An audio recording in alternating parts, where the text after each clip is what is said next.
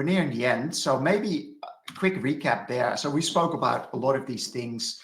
We spoke about that sustainability journey, trying to understand where you are from compliance or all the way to embedded sustainability. What do you need for that? What your legal obligations are? Get that really clear. So that really helps to understand the jurisdictions you operate in. Here in Australia, ASRS, if you have subsidiaries that are in the European Union, look at that as well. There's legislation there.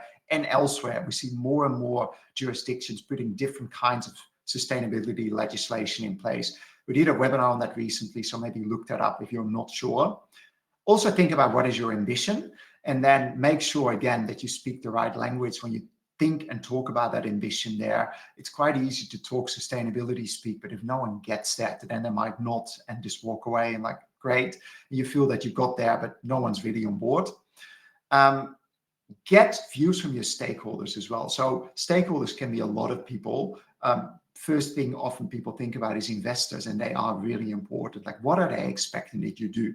So you might not be hit directly or at all by the ASRS legislation, but if your investors or other stakeholders like customers, suppliers are sitting there and they need your carbon footprint for their reporting purposes, you better be prepared and ready. So I think that a lot of companies that are a bit later in the game with ASRS or not touched by the thresholds still will have to act. They'll still have to do something. Work out what's material as well. You don't want to do everything under the sun. So it's really important, like financial materiality, really work out in that sustainability realm. What are the key areas that are material from a strategic point of view?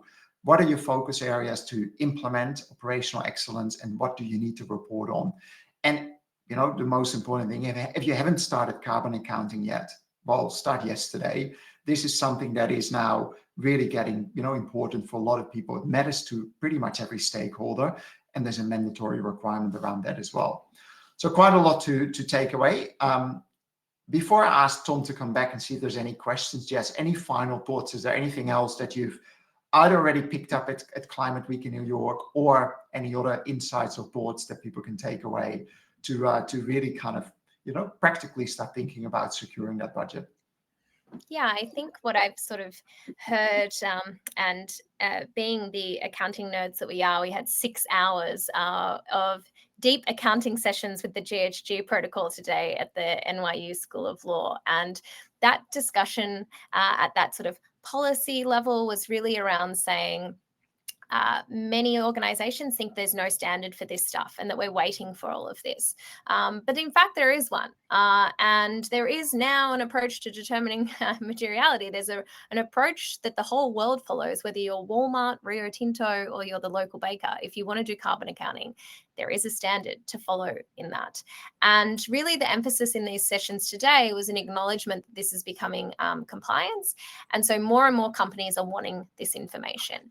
And so how do you democratize this? How do you make sure that people are actually getting upskilled, that they're able to come along on this, that they've got access to technology that doesn't cost an absolute fortune to participate in what we're seeing becoming business as usual? And I think one of the main trends we're starting to see, certainly with our customers, is there's such a desire for those suppliers to provide reliable emissions data, to the point where we have public organizations in Australia paying for those suppliers to actually upskill and become educated.